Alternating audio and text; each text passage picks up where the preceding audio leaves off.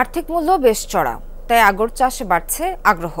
মৌলভীবাজারে ব্যাপক ভিত্তিতে রোপণ হচ্ছে আগর গাছ, তৈরি হচ্ছে আতর, যা রপ্তানি করে আয় হচ্ছে বৈদেশিক মুদ্রা।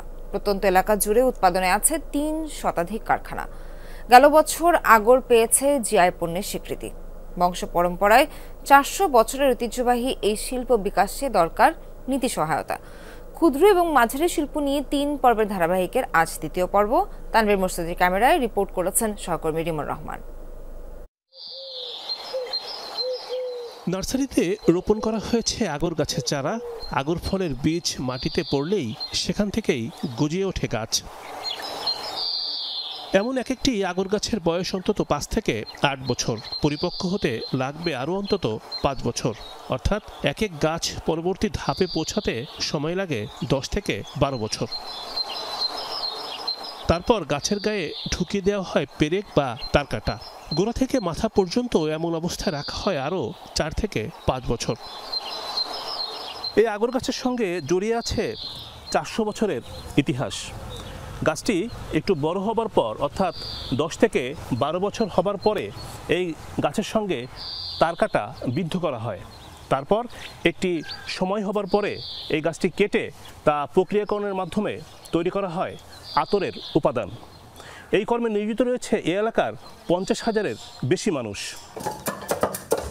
পরিণত হলেই পেরেকবিদ্ধ গাছগুলো কেটে এমন করে ছোট ছোট টুকরো করা হয়।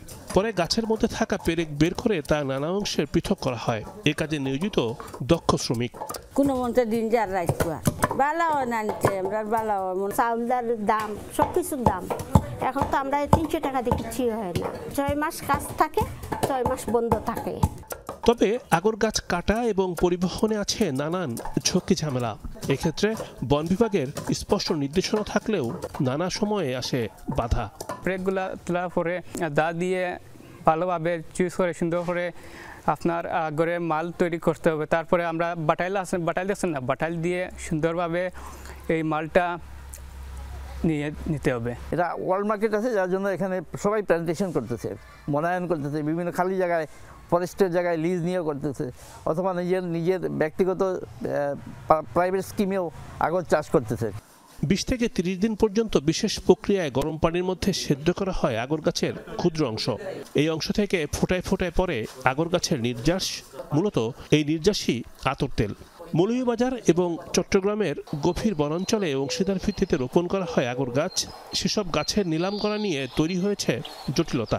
পেরেক পোতা আগর গাছে ছাড় দেওয়া হলো, কিন্তু অ্যাকচুয়ালি তো পেরেক পোতা সারা বাগানে, আমাদের বাগানে তো আমাদের নিজস্ব বাগানে পোকা খাওয়া আমরা যেগুলা গাছগুলা রাখি দিই এগুলা কাটতে হয়। এগুলা কিন্তু এখন হয়রানি করেন আমাদেরকে। আজকে থেকে ১০-১২ বছর আগে এটা লাইসেন্স করছে বন বিভাগে। হ্যাঁ, লাইসেন্স করার পরে আমরা অকশন দেওয়ার কথা ছিল, এখনও অকশন দেন নাই। বছরে আতর তেল রপ্তানির পরিমাণ ১৫০ কোটি টাকার বেশি। গন্তব্য সৌদি আরব, দুবাই, কাতার সহ মধ্যপ্রাচ্যের বিভিন্ন দেশ। শুধু আতরই নয়, রপ্তানি হয় উড, আগর গুঁড়া এবং ডাস্ট। শিল্প বিকাশে এগিয়ে এসেছে এসএমই ফাউন্ডেশন। বন বিভাগের তাদের নিজস্ব কিছু নীতিমালা আছে, আইন কানুন বিধিমালা এগুলো আছে। এগুলোকে ভায়োলেট করে তারা সহসাই কিছু করতে পারবে না। আমরা এই ব্যাপারে মন্ত্রণালয়ের সাথে এবং বন বিভাগের সাথে আবারও আলোচনায় বসবো, কিভাবে সকলে মিলে শিল্পটির উন্নয়নের খাতিরে আরো কিছু সহজ করা যায়। ২০১৬ সালের শিল্পনীতিতে আগরকে অগ্রাধিকার শিল্প হিসেবে ঘোষণা করেছে সরকার। রিমন রহমান, যমুনা নিউজ, বড়লেখা, মৌলভীবাজার।